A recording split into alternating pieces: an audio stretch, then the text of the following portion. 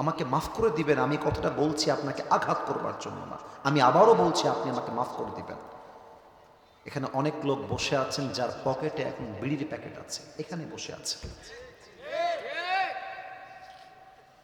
অনেক যুবক এখানে বসে আছে যার মোবাইল ফোনে এখন খুঁজলে মেয়েদের উলঙ্গ ভিডিও খুঁজে পাওয়া যাবে, এখানে বসে আছে। আমি কিন্তু আঘাত দেওয়ার জন্য বলি নাই, ওয়াল্লাহি আমি আপনাকে আঘাত দেওয়ার জন্য বলছি না। এখানে অনেক যুবক বসে আছে যে যুবক এই সপ্তাহে একটা মেয়ের সঙ্গে পার্কে গিয়ে প্রেম করে আসছে, এখানেই বসে আছে। এখানে অনেক যুবক এমনও বসে আছে যে যুবকটা এই মাহফিলে বসে তার প্রেমিকার সাথে মেসেঞ্জারে চ্যাট করেছে, এখানে বসে আছে। আমি তোমাকে আঘাত করার জন্য বলছি না, আমার কথাগুলো বোঝো, আমার কথাগুলো একটু বোঝার চেষ্টা করো। এইরকম বেনামাজির সামনে, যার মুখে দাড়ি নাই, নামাজ নাই, নবীর সুন্নত নাই, আজীবন হারাম খেয়েছে, হারাম পথে চলেছে, ও যখন মালাকুল মউতের চেহারা দেখবে, আমার বডিটা খেয়াল করবেন, আমার বডি দেখবেন, আমি হাদিসটা বুঝাই দিচ্ছি, থর থর থর থর করে কাঁপবে। মালাকুল মউতের ভয়ঙ্কর চেহারা, বেনামাজির চোখটা উল্টায় যাবে, মুখ দিয়ে সাদা সাদা ফেনা বের হওয়া শুরু হয়ে যাবে, থর থর থর থর করে কাঁপবে। মালাকুল মউতের চেহারা হবে নীলাভ বর্ণের চেহারা, নীল হবে তার দেহের রং, চোখটা হবে লাল টকটকে, দেহের জামা হবে কালো পোশাক।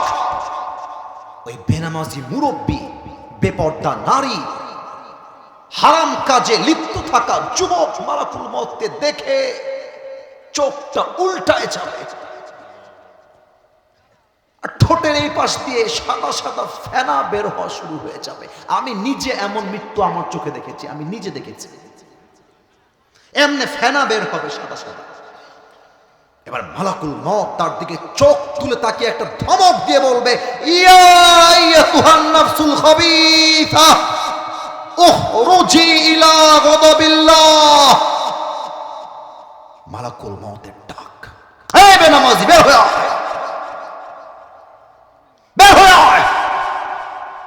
বেনামাজি রূহটা বের হয়ে একবার ডান দিকে দৌড় দিবে, বাম দিকে দৌড় দিবে, পেছনের দিকে দৌড় দিবে। এবার আমার বাম হাত দেখবেন, মালাকুল মউত he will take his hand step back. মালাকুল মউত তার হাত পেছনের দিকে নিয়ে একটা বেনামাজির রূহের দিকে থাবা মারবে, আর যখন রূহটাকে এমন করে টেনে ছিঁড়ে বের করবে, হাদিসে আসছে একটা জীবিত ছাগলকে যাবেহ না করে তার চামড়া যদি কেউ ব্লেড দিয়ে এমনি ছেঁচড়ায় ছেঁচড়ায় ছিঁড়ে ফেলে, ওই ছাগলটার যে পরিমাণ কষ্ট হয় তার চাইতে 70 গুণ বেশি কষ্ট দিয়ে বেনামাজি রূহকে কবজ করা হবে। বলেন সবাই নাউজুবিল্লাহ। এত আস্তে নাউজুবিল্লাহ বলেন, আর একবার বলেন।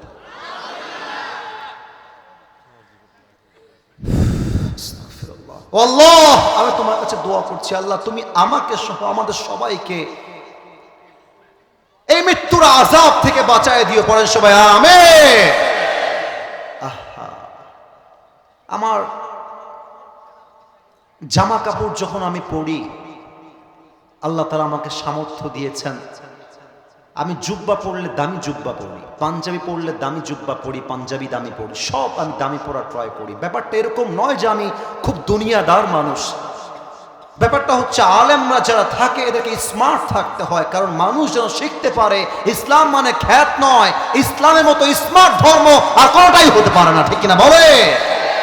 কিন্তু আমি ভাবি, ইসরে এই যে দামি জুব্বাটা পরে আছি, টুপিটা দামি পাকিস্তানি টুপি, এত ব্র্যান্ডের ওয়াচ ঘড়ি পরে আছি, ব্র্যান্ডের রিং পরে আছি, মরার সাথে সাথে জামাগুলো ব্লেড দিয়ে ছিঁড়ে ছিঁড়ে কেটে ফেলা হবে।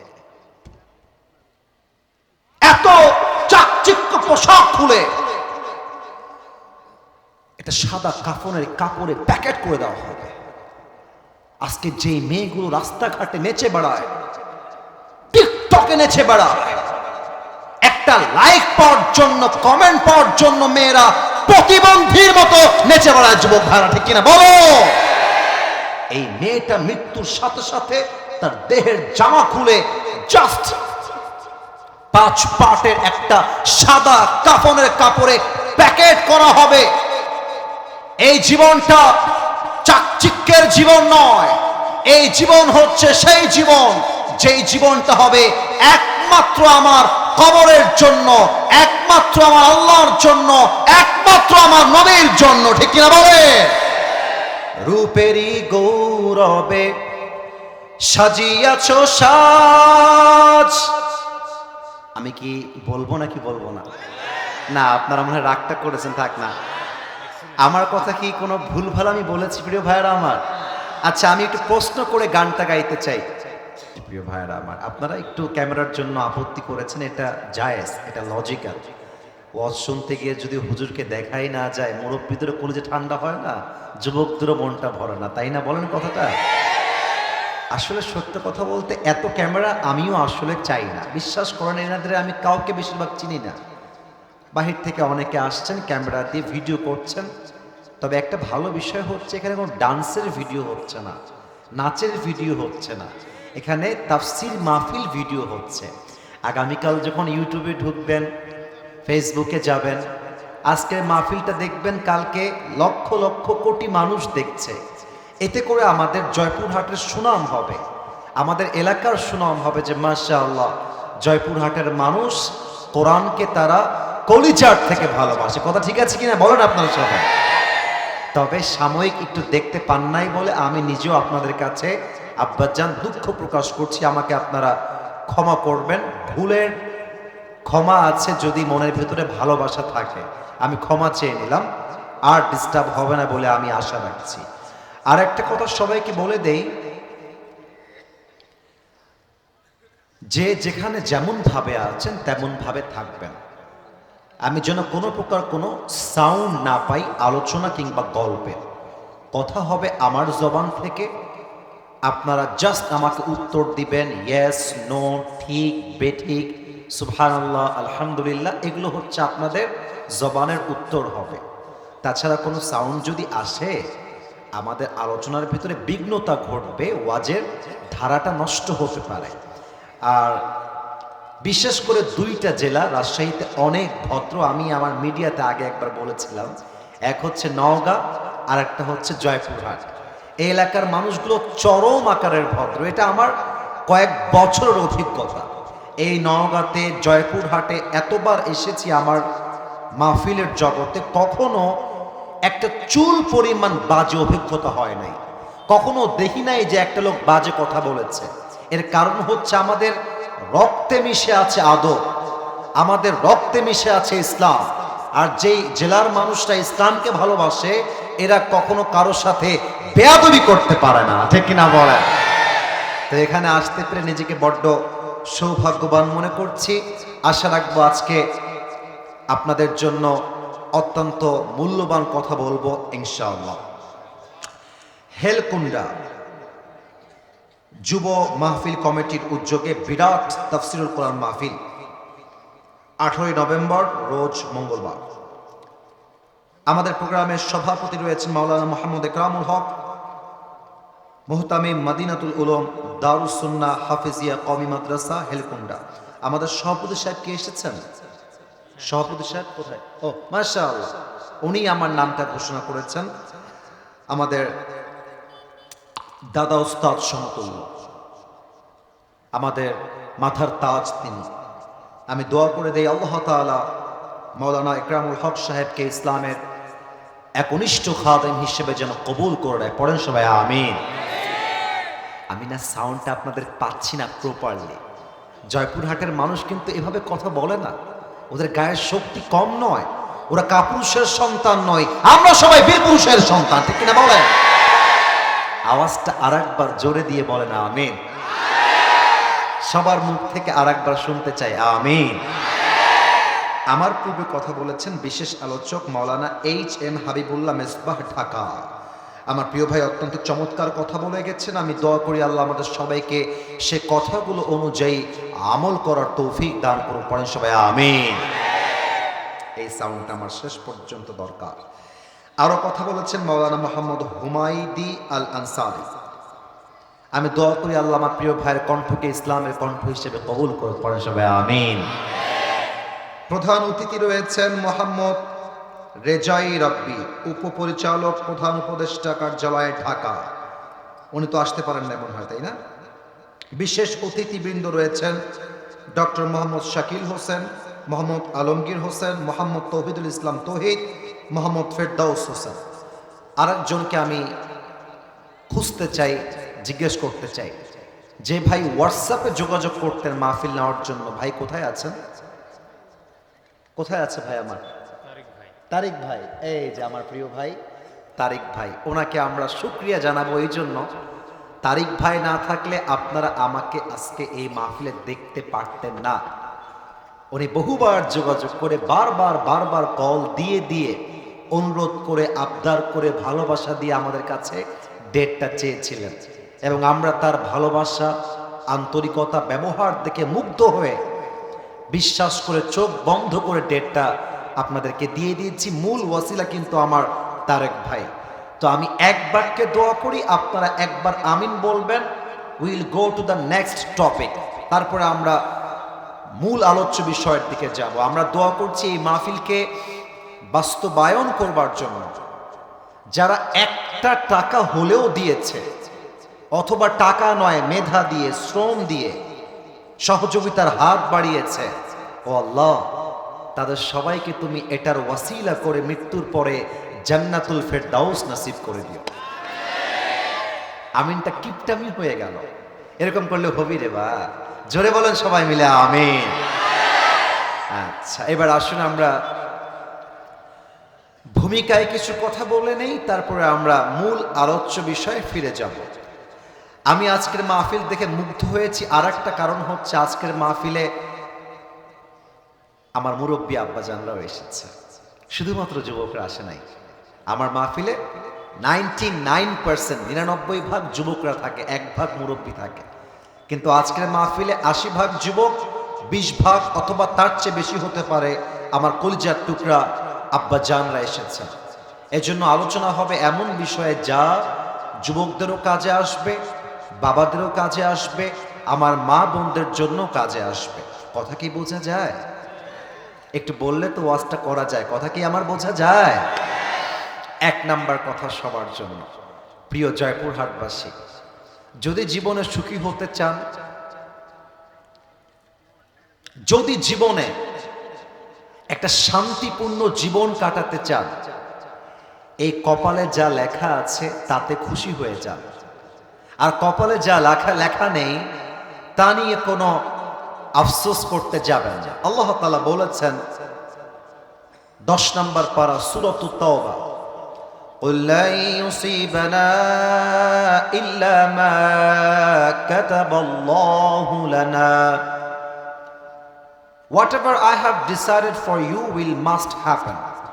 আল্লাহ বলছেন আমি তোমার কপালে যা লিখে রেখেছি এটা ডেফিনেটলি হবে, and whatever I have not decided for you will never ever happen. বান্দারে, আমি তোর কপালে যা লিখে রাখি নাই তা আজীবন পুরো পৃথিবীর সমস্ত শক্তি এক করলো কেউ তোকে দেওয়ার ক্ষমতা রাখে না, কারণ কপালের সমস্ত লেখনী লিখেছে একজন। দেখা যাক আপনাদের জবানে আল্লাহর নামটা আসে কিনা, বলেন তো সবাই, তিনি কে? আরেকবার বলেন সবাই, তিনি কে? আল্লামা ইকবাল, আমি তার একজন ভক্ত, তার কবিতার ভক্ত। তার কবিতাগুলো পড়লে, বুঝলে গায়ের পশমগুলো আমার দাঁড়িয়ে যায়, এত চমৎকার তার লেখনী। ভাষা হচ্ছে তার উর্দু, কিন্তু লেখার গাঁথনি এত মারাত্মক চমৎকার সুন্দর। একজন বাঙালি যে উর্দু ভাষা আহামরি বোঝে না, সেও তার কবিতার পাগল হয়ে যায়, এত চমৎকার তার লেখনী। আল্লামা ইকবালের একটা লেখনী আমি এই মুহূর্তে বলতে চাই আপনাদেরকে, সুখী করবার জন্য, আপনার মনের জ্বালা এবং কষ্টকে দূর করবার জন্য। আল্লামা ইকবাল তার কবিতায় লিখেছেন, जो नसीब में है वो कभी छिन नहीं सकता और जो नहीं है वो कभी मिल नहीं सकता।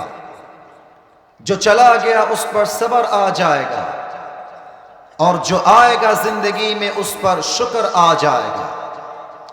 रब की फैसले अकल से तोले नहीं जाते, ये दिल के यकीन से समझे जाते हैं मेरे दोस्त। जिंदगी में जो बुरा वक्त है वो भी लिखा हुआ है, जो अच्छा वक्त है वो भी लिखा हुआ है। तुम कहते हो कि अगर मेरी जिंदगी में बुरा वक्त आएगा तो मैं क्या करूंगा। तुम कहते हो कि अगर मेरी जिंदगी में बुरा वक्त आएगा तो मैं क्या करूंगा, और मैं तुम्हें कहता हूं सुनो, खुदा पर यकीन रखो, बुरा वक्त ही कभी नहीं आएगा। ठीक ना बोले? আল্লামা ইকবাল লিখেছেন, যা কপালে আছে আসবে, আর যা নাই তা আসবে না। যা হারিয়ে গেছে আলহামদুলিল্লাহ, যা আসবে তাতেও আলহামদুলিল্লাহ। জীবনের ভালো সময়টাও লেখা আছে, খারাপ সময়টাও লেখা আছে। মাঝে মাঝে তুমি হতাশ হয়ে যাও, আয় হায় হায় হায় কালকে কি খাবো, কালকে কি হবে, আয় হায় হায় হায় আমার ছেলের কি হবে, আয় হায় হায় হায় আমার মেয়ের বিয়েটা কি আদৌ হবে কিনা, যুবকদের টেনশন আদৌ পরীক্ষায় পাশ করব কিনা, ক্যারিয়ারে ভালো কিছু করতে পারবো কিনা। আরে বেটা, টেনশনের কোনো কারণ নাই। আল্লাহ যদি তোমার কপালে শান্তি লিখে থাকে, কসম খোদার পুরো দুনিয়ার সেই শান্তি কেউ তোমার থেকে চাইলে এক চুল পরিমাণ কাটতে পারবে না। এটার নামই তাকদীরে বিশ্বাস। ঠিক কিনা বলেন? তাহলে এক নাম্বার কথা, কপালে যা লেখা আছে তাতে খুশি হয়ে যান। আপনার জন্ম জয়পুরহাটে, খুশি হয়ে যান। আপনি একজন রিকশাওয়ালা, খুশি হয়ে যান। আপনি গরিব ঘরের ছেলে, খুশি হয়ে যান। আপনি একজন গরিব ঘরের বউ, খুশি হয়ে যান। আপনার স্বামী আপনাকে টিনের বাসায় রেখেছে, খুশি হয়ে যান। সুখে দুঃখে যেই বান্দা পড়তে পারে আই এম সো হ্যাপি, আলহামদুলিল্লাহ। আল্লাহ বলছে লা ইন শাকারতুম লাযীদান্নাকুম, বান্দা তুই একবার পড়বি আল্লাহ আমি তোমার সিদ্ধান্তে খুশি। তোর নিয়ামত যদি হয় 50 ভাগ, আমি আল্লাহ করে দিব 100 ভাগ। সুবহানাল্লাহর আওয়াজটা আসে না? আরেকবার পড়েন তো। আচ্ছা লাভটা বলে দিই, একবার সুবহানাল্লাহ পড়বেন, জান্নাতে একটা প্রাসাদের মালিক হয়ে যাবেন। পড়েন, এক প্রাসাদের মালিক হয়ে গেছেন। আরেকবার পড়েন। তাহলে কপালে যা লেখা আছে আজ থেকে কোনো অভিযোগ করা যাবে। এদিকে খুব অ্যাক্টিভ, তোমরা অ্যাক্টিভ নও ভাই আমার। আর একবার বলছি, কপালে যা লেখা আছে তা নিয়ে কোনো অভিযোগ করা যাবে। 2 নাম্বার কথা, আমি নিজে একজন গ্রামের ছেলে, আমার বাবা মা সবাই গ্রামের ছেলে। আপনারাও গ্রামের মানুষ, খেটে খাওয়া মানুষ। এখানে বেশিরভাগ মানুষ খেটে খাওয়া মানুষ, দিনমজুর মানুষ। আমার যুবক ভাইয়েরাও খেটে খায় জয়পুরহাটে। আপনার জীবনে আপনি যেই অবস্থানে আছেন, যেই কষ্টে আছেন, একটা কথা অলওয়েজ মাথায় রাখবেন, আল্লাহ বান্দাকে সেই পরীক্ষা করে বান্দা যেই পরীক্ষা হজম করতে পারে। আপনার বুকের পাটা আছে বিধায় আল্লাহ আপনাকে এই পরীক্ষা দিয়েছেন। তার প্রমাণ কি? আলেম ওলামা বসে আছেন। সূরাতুল বাকারা 286 নম্বর আয়াত, লা ইউকাল্লিফুল্লাহু নাফসান ইল্লা উসআহা। Allah doesn't test anybody beyond their power, beyond their strength. আল্লাহ বলছে আমি কখনো কাউকে তার সাধ্যের বাহিরে বোঝা চাপিয়ে দেই না। যে যা পারে, যতটুকু পারে তাকে আমি ততটুকুই দেই।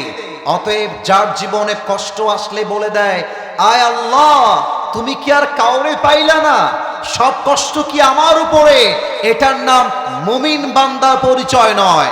মুমিন বান্দা বলবে, আল্লাহ তুমি যা দিয়েছো আমি সহ্য করতে পারবো বিধায় তুমি আমাকে দিয়েছো। অতএব তুমি যদি আমাকে কষ্ট দিয়ে সুখী হও, আমি বান্দাও কষ্ট হিসেবে কষ্ট পেয়ে খুশি। ঠিক কিনা বলে? অতএব আজ থেকে সুখে দুঃখে মাজার হাড় ভেঙে দেওয়া যাবে না, দেয়ালে পিঠ থেকে দেওয়া যাবে না। ভয় পেও না, বুক চিরে দাঁড়িয়ে যাও, আল্লাহর ভরসায় সাহসটা বাড়াও। আল্লাহর নামে আগুন জ্বালাও বুকে, সত্যের পথে চলো, সাহস রাখো মুখে। ভয় পেলে চলবে না, রক্তে আগুন ধরাও। আল্লাহর সৈনিক তুমি, সেই পতাকা উড়াও। আরে আল্লাহ যখন পাশে, কিসের এত ভয়? তাওয়াক্কুল করো, কাছে আসবে বিজয়। মিজানুর রহমান আজহারি তার একটা ওয়াজে মারাত্মক চমৎকার একটা কথা বলেছিলেন, আধারে ভয় পেও না, আলো আছে আড়ালে, অন্ধকার পালিয়ে যাবে তুমি উঠে দাঁড়ালে। ঠিক কিনা বলো? আল্লামা ইকবাল চমৎকার করে লিখেছেন, গম के बाद खुशी जरूर आती है और ये खुशी अपनी रब की तरफ से ही आती है। हर रात के बाद दिन की रोशनी छा जाती है और सब्र करने वालों को नेमत मिल ही जाती है।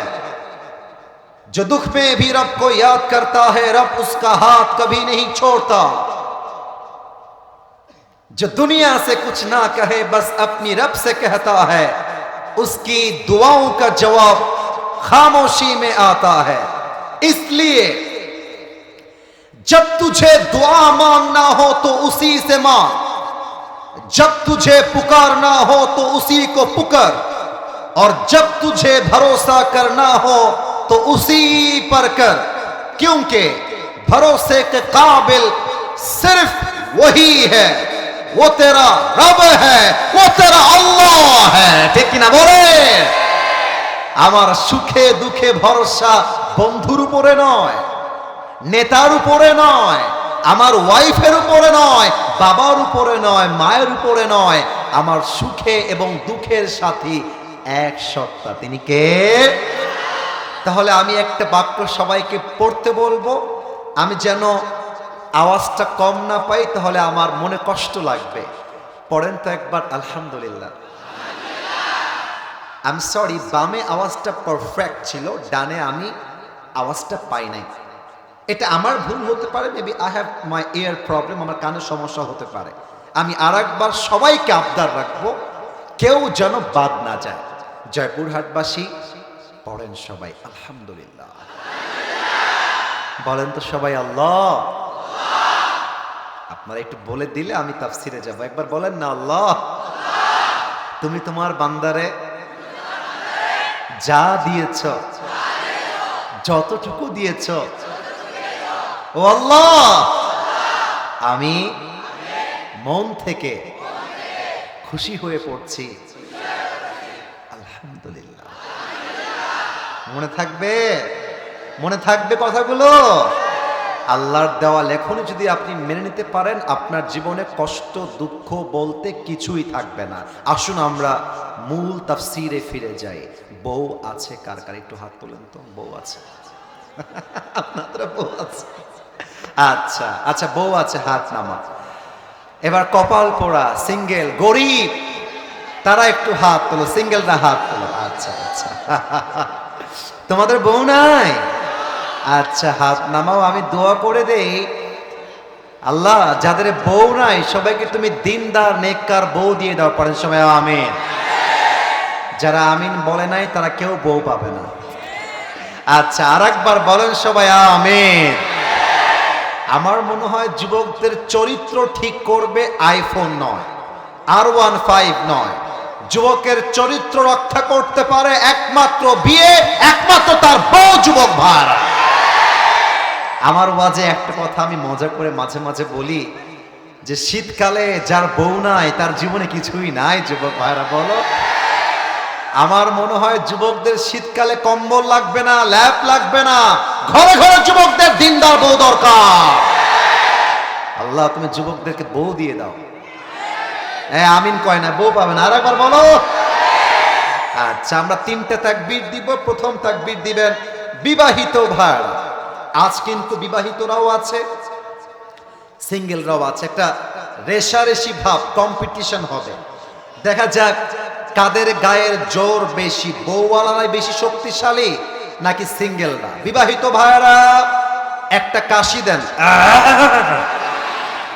মুরব্বীরা কাশি মারতেছে, দেখা যাক জিতে আসলে কারা? এই বামে কোনো আওয়াজ নাই, আওয়াজ করলে বউ পাবা না, খবরদার আওয়াজ চাই না। বিবাহিত ভাইয়েরা আমি বলবো লিল্লাহি তাকবীর, হ্যাঁ আপনারা বলবেন আল্লাহু আকবার। দেখা যাক আপনারা আমি অধমের থেকে নাম্বার কত পান আমি দেখব। বিবাহিত ভাইয়েরা রেডি হয়ে যান, আমি বলবো লিল্লাহি তাকবীর, আপনি আওয়াজ দিয়ে বলবেন আল্লাহু আকবার। দেখা যাক আপনার গায়ের জোর কত। বিবাহিত ভাইয়েরা লিল্লাহি তাকবীর। 65 এর বেশি দেওয়া যাবে না। এবার সিঙ্গেলদের পালা, সিঙ্গেলরা একটু কাশি মেরে দাও। আমি জানি না আব্বাজান কারা পাস করবে, দেখা যাক আমরা চেক করি কারা পাস করছে। সিঙ্গেলদের পালা, আমি বলবো লিল্লাহি তাকবীর, তোমরা বলবো আল্লাহু আকবার। সিঙ্গেলরা রেডি হও, সিঙ্গেল ভাই লিল্লাহি তাকবীর। বিবাহিত ভাইরা আমাকে মাফ করে দিবেন, একটুর জন্য আমার বিবাহিত ভাইয়েরা হেরে গেছে। আজকে আমার যুবক ভাইয়েরা বলতে গেলে 80 নাম্বার বেশি পেয়ে পাস করেছে, ঠিক কিনা বলেন? আর কোনো ভাগাভাগি নেই, শেষ তাকবীর দিয়ে আমরা মূল আলোচ্য বিষয়ে ফিরে যাব। এমন জোরে দিবেন তাকবীর আমি স্টেজ ভেঙে নিচে পড়ে যাব। দেখা যাক আপনাদের গায়ে জোর আছে কিনা। সবাই মিলে, কোনো ভাগাভাগি নাই কিন্তু এবার সবাই মিলে, everyone at the same time. সবাই একটু কাশি দেন গলা ঠিক করার জন্য। আব্বাজান আপনি তাজা হয়ে যান। আমার তো বিশ্বাস নওগাঁ জয়পুর হাটের 60 বছরের মুরব্বীর গায়ে যে শক্তি, ও 25 বছরের যুবককে হার মানায় দিবে, ঠিক কিনা বলো? দেখা যাক আপনাদের গায়ে জোর কত বেশি। লিল্লাহি তাকবীর। আল কোরআনের আলো, আল হাদিসের আলো, কোরআন হাদিস যেখানে, আলেম ওলামা যেখানে, জয়পুরহাটবাসী যেখানে, হেলকুন্ডাবাসী যেখানে, কলিজা আমার ঠান্ডা হয়ে গেছে। আল্লাহ যেন এই স্লোগানকে কবুল করে, পড়েন সবাই আমিন। আগে আলোচনার বিষয়টা বলে নেই, তারপরে আলোচনায় যাব। আমি বলবো প্রথমবার, সেকেন্ড টাইম আপনাদেরকে বলতে হবে। আজ আলোচনার বিষয় হচ্ছে মৃত্যু এবং মৃত্যুর জন্য প্রস্তুতি। দেখা যাক জয়পুরহাটবাসী আমাকে উত্তর করতে পারে কিনা। রেডি হয়ে যান। মৃত্যু এবং মৃত্যুর জন্য প্রস্তুতি। আমি কিন্তু উত্তর পেয়েছি 10 ভাগ, 90 ভাগ বাকি আছে। আবারও বলছি, আজ আলোচনার বিষয় হচ্ছে মৃত্যু এবং মৃত্যুর জন্য প্রস্তুতি। আপনারা জাস্ট প্রস্তুতি বলবেন, আমি এতেই হ্যাপি হয়ে যাব। আমার আহামরি কোনো চাওয়া পাওয়া নেই। আজ তাফসীরের বিষয় হচ্ছে মৃত্যু এবং মৃত্যুর জন্য রাইট আনসার। এবার আসুন আমরা আলোচনা কোরআন থেকে শুরু করি। আগে একটা প্রশ্ন করি, মরতে যে হবে বিশ্বাস আছে? এত আসতে বললে তো ইমানের প্রশ্ন ভাই আমার। মরতে যে হবে, ইমান কি আছে? বিশ্বাস কি আছে? কোরআনুল কারীমের সূরাত আলে ইমরানের 185 নম্বর আয়াত আল্লাহ তাআলা কি বলছেন খেয়াল করুন। আল্লাহ বলছেন, বান্দা শোনো, কুল্লু নাফসিন যায়িকাতুল মাউত, everyone has to take the test of death. প্রতিটা মানুষকেই মৃত্যুর স্বাদকে গ্রহণ করতে হবে, চাই সে মানুষ হোক কিংবা যে কোনো প্রাণী হোক। এবার একটা প্রশ্ন করছি, উত্তর দেওয়ার সময় ঠাস করে উত্তর দিবেন না, বুঝে বুঝে উত্তর দিবেন। মনে করেন যে আমি জয়পুরহাটের একজন নির্বাচিত এমপি, এক্সাম্পল, উদাহরণ দিচ্ছি। আমার ব্যাংকে প্রায় 300 কোটি টাকা আছে, আমার নিজের টাকা। জয়পুরহাটে, নওগাঁয় আমার কয়েকশো বিঘা জমি।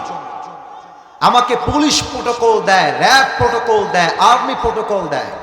আমি যদি বলি আমার ক্ষমতা দিয়ে, টাকা দিয়ে মৃত্যুর থেকে আমি পালিয়ে যাব, মালাকুল মউত থেকে আমি পালিয়ে যাব। পালিয়ে যাওয়া কি যায়? সূরাতুল জুমআহ 28 নম্বর পারা, সূরাতুল জুমআর 8 নম্বর আয়াত, আল্লাহ তাআলা বলছেন, ও নবী, কুল ইন্নাল মাউতাল্লাযী তাফিররুনা মিনহু ফাইন্নাহু মুলাকীকুম।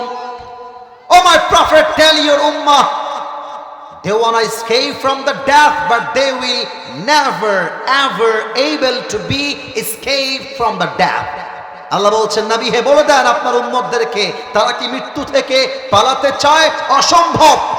সূরাতুন নিসা আরেকটা আয়াত, 78 নম্বর আয়াত, আইনামা তাকুনু ইউদরিকুমুল মাউত ওয়ালাউ কুনতুম ফি বুরুজিম মুশাইয়াদা। মৃত্যু তোমাকে পাকড়াও করবে, যদিও বা তুমি সুদৃঢ় সুরঙ্গ খুঁড়ে পালিয়ে যাও, তবুও তোমাকে মালাকুল মউত দিয়ে পাকড়াও করবে একজন। বলেন সবাই, তিনি কে? ডানে তোমরা কয়েকজন কথা বলছো, ইটস রিয়েলি ক্রিয়েটিং ডিস্টারবেন্স। না না না, আমি বলছি আব্বাজান ভাইয়েরা, আমি বলছি না, ওরা যুবক, ওদেরকে ভালোবাসা দিয়ে বোঝাতে হবে। তোমরা যারা দাঁড়িয়ে আছো দাঁড়ায় থাকো, I don't have any objection, আমার কোনো বাধা নেই। তোমরা যেভাবে ওয়াজ শুনতে মনে চায় শোনো, কিন্তু গল্পের কোনো আওয়াজ যেন আমার কানে না আসে। This is the last warning for you. এখানে মুরব্বীরা চাতক পাখির মতো বসে আছে, যুবকরা পাগলের মতো চোখ দিয়ে তাকায় আছে ওয়াজ শোনার জন্য। কারোর জন্য ডিস্টার্ব তৈরি হবে, এটা আমরা চুল পরিমাণ বরদাস্ত করতে পারবো না, ঠিক কিনা বলে? আসুন আপনাদেরকে একটা অনুভূতির জগতে নিয়ে যাই। মৃত্যুর ওয়াজ করতে গেলে ভাই আমার, চায়ের দোকানে 1 ঘন্টা সময় নষ্ট হয়ে যায়, আপনি পরোয়া করতে চান না। ফেসবুকে রিলস দেখতে দেখতে ভোর থেকে রাত হয়ে যায়, যুবকের কোনো পরোয়া হয় না।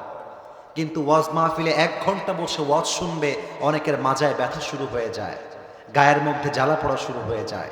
এটা বুঝতে হবে, আপনি দুনিয়াকে বেশি ভালোবেসেছেন, আপনি ইসলামকে বেশি ভালোবাসতে পারেন নাই। যদি কেউ আজকের মাহফিল থেকে উঠে যায়, তার কপালটা সত্যি অনেক পোড়া। আমি আবারও বলছি, যদি আজকের কথাগুলো কেউ শুনে বাসায় যায়, তার কপাল ভালো। আর যদি কেউ অযথা উঠে যায়, তার কপাল সত্যি খারাপ। কারণ আজকের ওয়াজ যে কলিজা দিয়ে শুনবে, আমি আসিফ হুজুর কোরআনকে সামনে রেখে আল্লাহর কসম করে বলছি, তার জীবন পরিবর্তন হবেই। বলেন ইনশাআল্লাহ। না, আওয়াজটা আর একটু জোরে চাই, ইনশাআল্লাহ। আমি এবার একটা অনুভূতির জগতে নিতে চাই, আপনার ব্রেইনকে জাগ্রত করতে চাই, ইমানটাকে আমি জাগিয়ে তুলতে চাই। সবাই 5টা সেকেন্ডের জন্য চোখটা বন্ধ করবেন, আমিও করব। সবাই বন্ধ করেন, আমি 1 থেকে 5 গোনার পরে চোখটা খুলবেন। ক্যামেরাম্যান ভাইরাও চোখ বন্ধ করবেন, স্টেজে ভাইরা আবদার আমার চোখটা বন্ধ।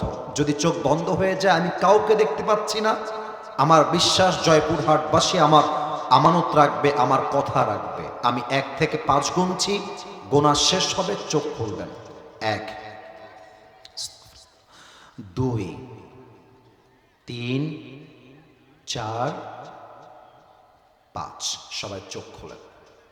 এই মুহূর্তে চোখ খুলে নিজে প্রশ্ন করেন, যদি আমি এখন আজকে এই মুহূর্তে মারা যাই, আমার মালাকুল মউত চলে আসে, আমি কি আমার জীবনে এমন কোনো আমল করেছি যে আমল দ্বারা আমি জান্নাতি হতে পারবো? নিজেকে প্রশ্ন করেন, নিজেকে বলেন, আমি কি আমার জীবনে এমন কোনো আমলের কাছে গেছি যে আমলের দ্বারা এখনই মৃত্যুর পরে আমার জন্য জান্নাতের ফয়সালা হয়ে যাবে? যদি আপনার মন বলে ইয়েস, আমি এমন একটি আমল করেছি যে আমলের দ্বারা এখনই জান্নাত পাবো, দেন আপনার জন্য আমার আজকের ওয়াজ নয়। কিন্তু যদি আপনার মন বলে না, আমি তো আমার জীবনে এমন কোনো আমল করি নাই যে আমি এখনই মারা গেলে জান্নাতি হতে পারবো, যদি আপনার মন বলে না, আমি তো এমন কোন নেক আমল করতে পারি নাই যে আমার কবরটা জাহান্নামের বাগান হবে না, আমি তো এমন কোনো আমল করি নাই, তাহলে আপনি এখনো দাড়ি কাটেন কেন?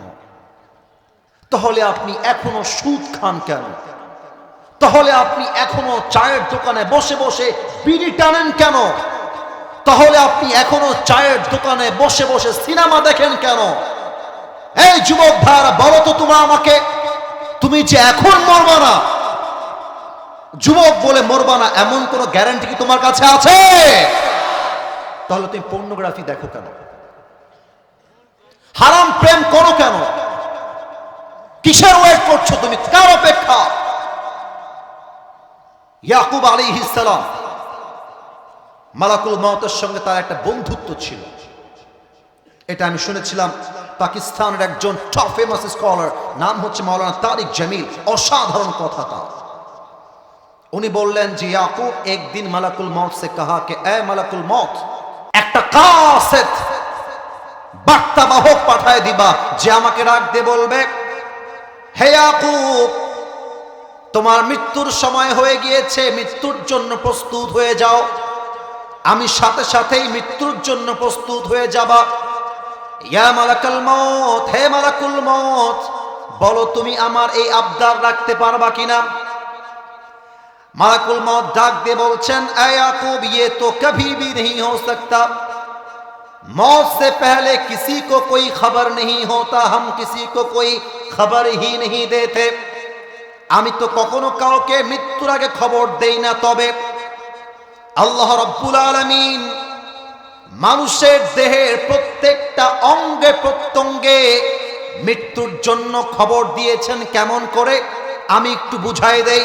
আমাকে একটু একটা মিনিট চোখ দিয়ে ভালো করে তাকান।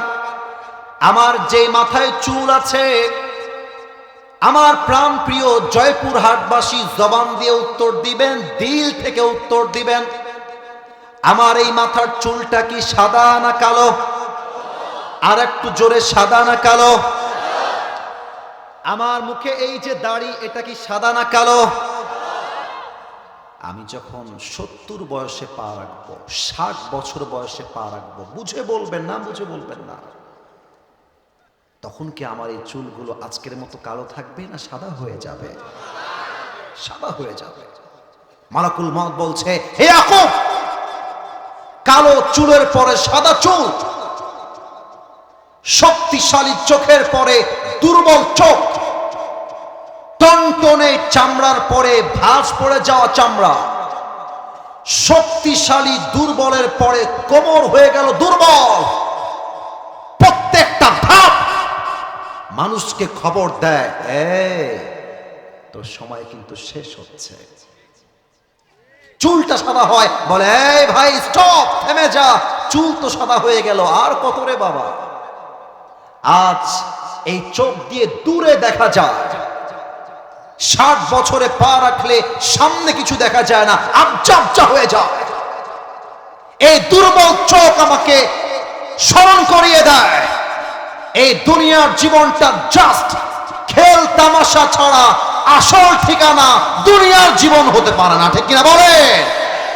পৃথিবী আমার আসল ঠিকানা নয়, মরণ একদিন মুছে দেবে সকল রঙিন পরিচয়।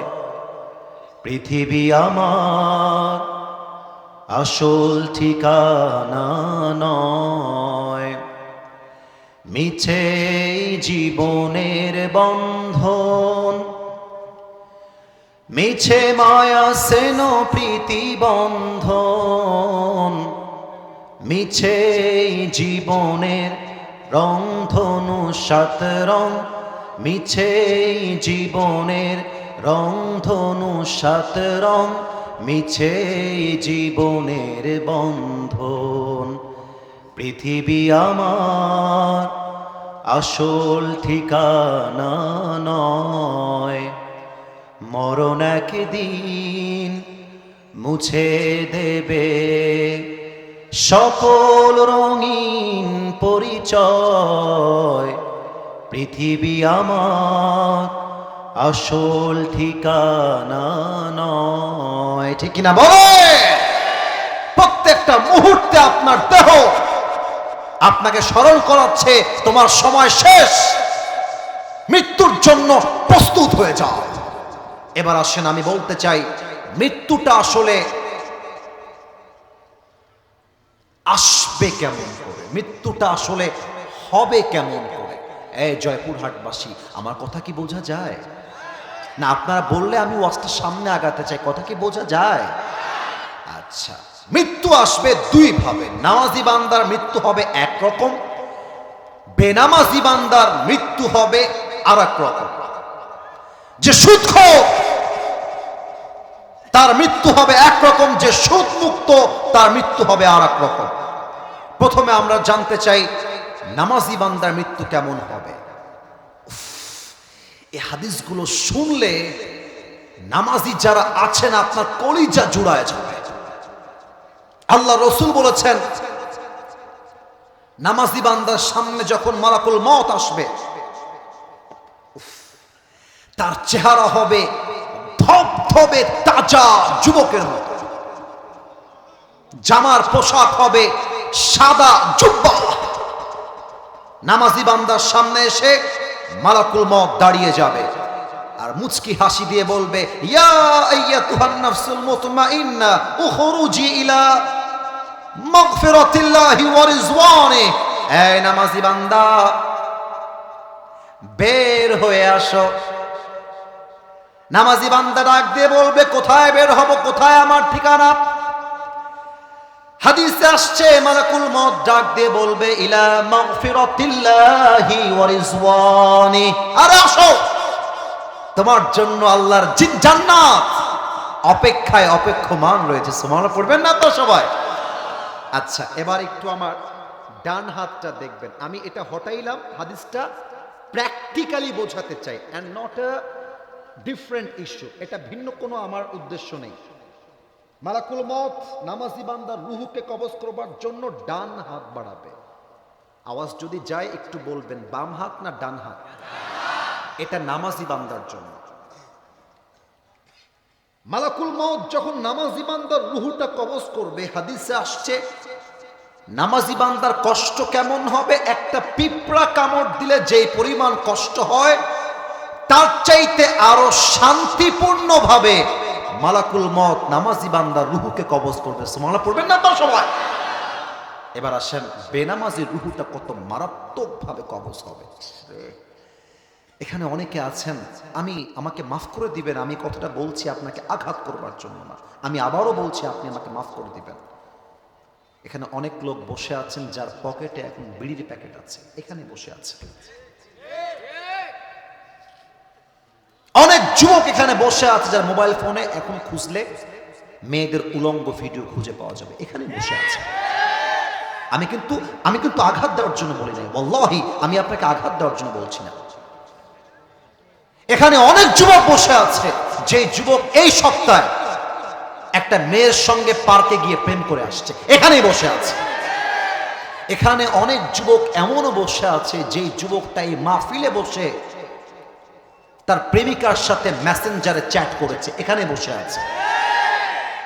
আমি তোমাকে আঘাত করার জন্য বলছি না, আমার কথাগুলো বোঝো, আমার কথাগুলো একটু বোঝার চেষ্টা করো। এইরকম বেনামাজির সামনে, যার মুখে দাড়ি নাই, নামাজ নাই, নবীর সুন্নত নাই, আজীবন হারাম খেয়েছে, হারাম পথে চলেছে, ও যখন মালাকুল মওতের চেহারা দেখবে, আমার বডিটা খেয়াল করবেন, আমার বডি দেখবেন, আমি হাদিসটা বুঝাই দিচ্ছি, থর থর থর থর করে কাঁপবে। মালাকুল মওতের ভয়ঙ্কর চেহারা, বেনামাজির চোখটা উল্টায় যাবে, মুখ দিয়ে সাদা সাদা ফেনা বের হওয়া শুরু হয়ে যাবে, থর থর থর থর করে কাঁপবে। মালাকুল মওতের চেহারা হবে নীলাভ বর্ণের চেহারা, নীল হবে তার দেহের রং, চোখটা হবে লাল টকটকে, দেহের জামা হবে কালো পোশাক। ওই বেনামাজি মুরব্বী, বেপর্দা নারী, হারাম কাজে লিপ্ত থাকা যুবক মালাকুল মওতকে দেখে চোখটা উল্টায় যাবে, আর ঠোঁটের এই পাশ দিয়ে সাদা সাদা ফেনা বের হওয়া শুরু হয়ে যাবে। আমি নিজে এমন মৃত্যু আমার চোখে দেখেছি, আমি নিজে দেখেছি। এমনি ফেনা বের হবে সাদা সাদা। এবার মালাকুল মউত তার দিকে চোখ তুলে তাকিয়ে একটা ধমক দিয়ে বলবে, ইয়া আইয়াতুহান নাফসুল খাবিথা উখরুজি ইলা গাদাবিল্লাহ। মালাকুল মউতের ডাক, এই বেনামাজি বের হয়ে আয়, বের হয়ে আয়। বেনামাজি রূহটা বের হয়ে একবার ডান দিকে দৌড় দিবে, বাম দিকে দৌড় দিবে, পেছনের দিকে দৌড় দিবে। এবার আমার বাম হাত দেখবেন, মালাকুল মউত he will take his hand step back. মালাকুল মউত তার হাত পেছনের দিকে নিয়ে একটা বেনামাজির রূহের দিকে থাবা মারবে। আর যখন রূহটাকে এমন করে টেনে ছিঁড়ে বের করবে, হাদিসে আসছে একটা জীবিত ছাগলকে যাবেহ না করে তার চামড়া যদি কেউ ব্লেড দিয়ে এমনি ছ্যাঁচড়ায় ছ্যাঁচড়ায় ছিঁড়ে ফেলে, ওই ছাগলটার যে পরিমাণ কষ্ট হয় তার চাইতে 70 গুণ বেশি কষ্ট দিয়ে বেনামাজি রূহকে কবজ করা হবে। বলেন সবাই নাউজুবিল্লাহ। এত আস্তে নাউজুবিল্লাহ বলেন, আর একবার বলেন।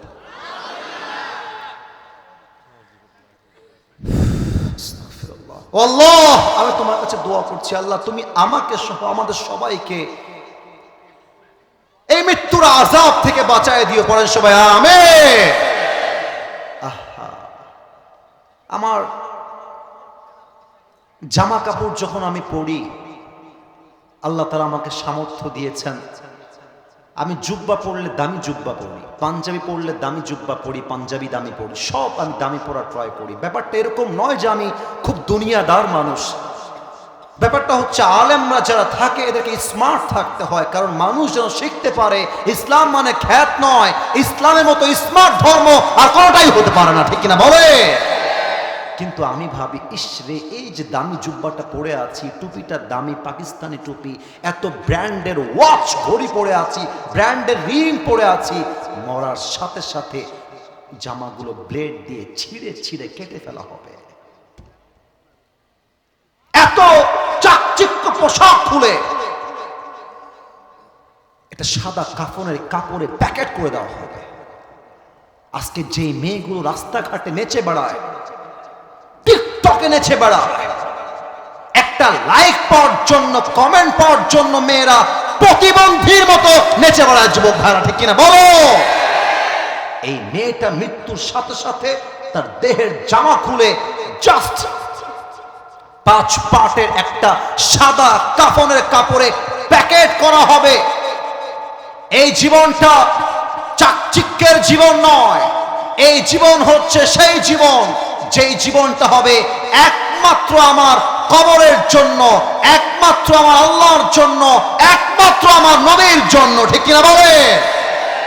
রূপেরই গৌরবে সাজিয়াছো সাজ। আমি কি বলবো নাকি বলবো না? না, আপনারা মনে হয় রাগটা করেছেন, থাক না। আমার কথা কি কোনো ভুলভাল আমি বলেছি প্রিয় ভাইয়েরা আমার? আচ্ছা, আমি একটু প্রশ্ন করে গানটা গাইতে চাই।